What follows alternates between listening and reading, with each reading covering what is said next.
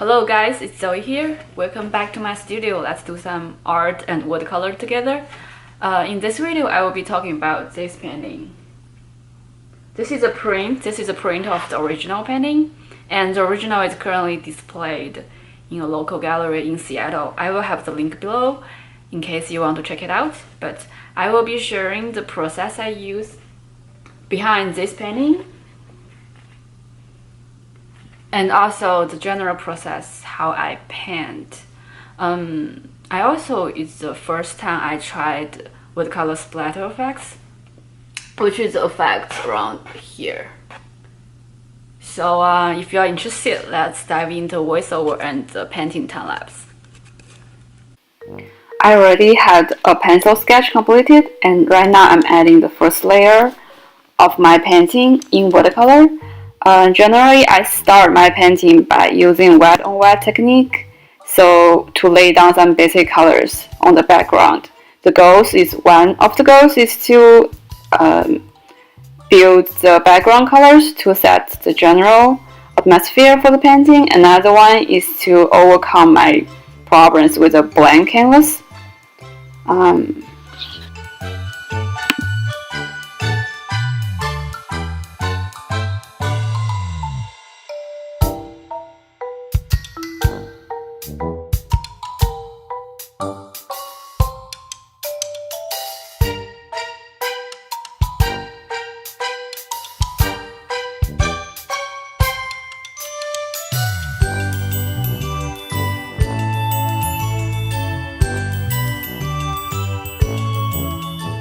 Right now I'm using a smaller brush and more saturated colors to paint the leaves, at least the first layer of the leaf.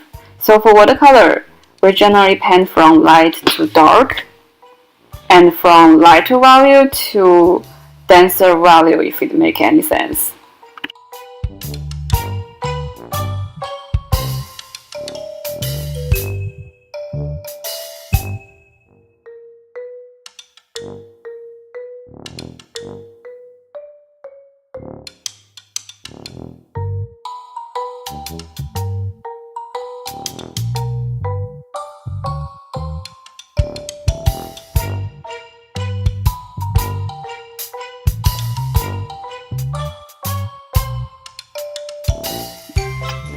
I like to use wet on wet technique when it comes to paint trees, because wet on wet is really good for creating volumes, and then I can add details using wet and dry later to indicate the details of the leaves.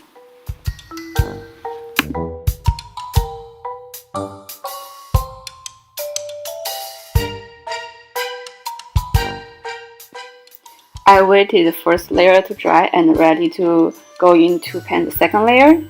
Right now I'm creating the watercolor splatter effects by using a bristle brush, which is a kind of brush have really hard brush hairs. I create the effects by soaking the brush hair into paints and spread the paints using my fingers. You can also use a toothbrush. I see other artists use it before. I use these splatter effects to indicate the leaves and the flowers fallen on the path and the ground. It's pretty convenient and it creates really interesting texture.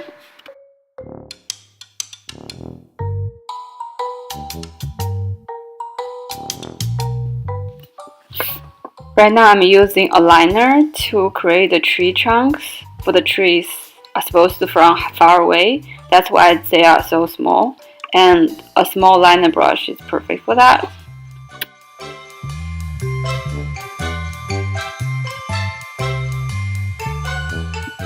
I'm using a bigger brush now to create the tree trunk and branches for the two big trees. I'm using the first layer I use a lighter color because I want to add shadows in the second layer to make the tree looks more three-dimensional. A big problem for me for painting trees is the tree trunks. It's really hard for me to make it look natural instead of polished or man-made. The ways that help me to overcome that is some pencil sketch to lay down the general structure of the tree first, and then using different brush strokes by tilting the brush head to different angle to create a variety of tree branches.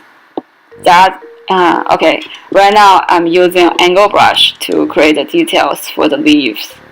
And I do tilt the angle brush to different angles to create a variety of brush strokes. That would make your leaves look more natural. If the brush is if the brush is in the same angle, it wouldn't look good, if you know what I mean.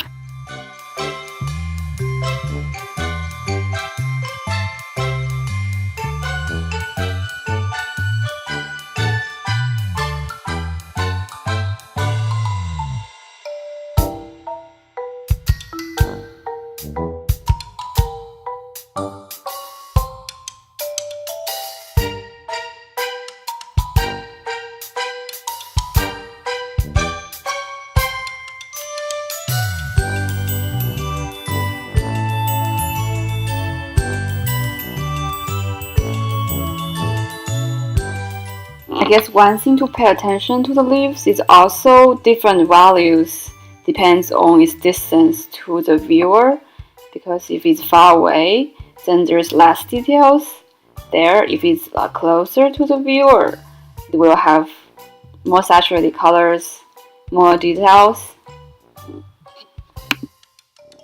At least that's how I understand it right now. Maybe I'm sure there is other styles and how other people likes to paint their trees. But for me, when I paint loose watercolor and landscapes, that's the technique I'd like to use, and that's the to-dos and do's and don'ts that I try to follow personally. If you can find that helpful, please feel free to take my advice and try it out.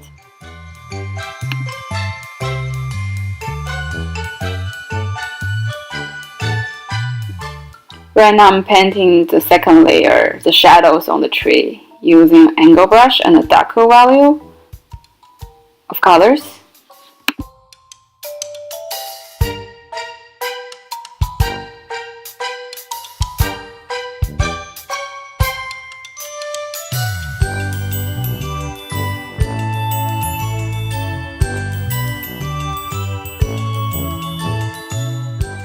I'm using a liner to add small strokes on the ground to indicate grass.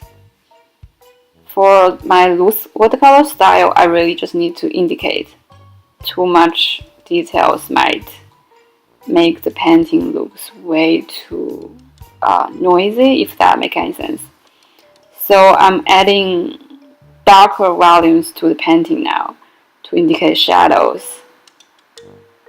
So the painting would have a depth feel, have more depth feel at least.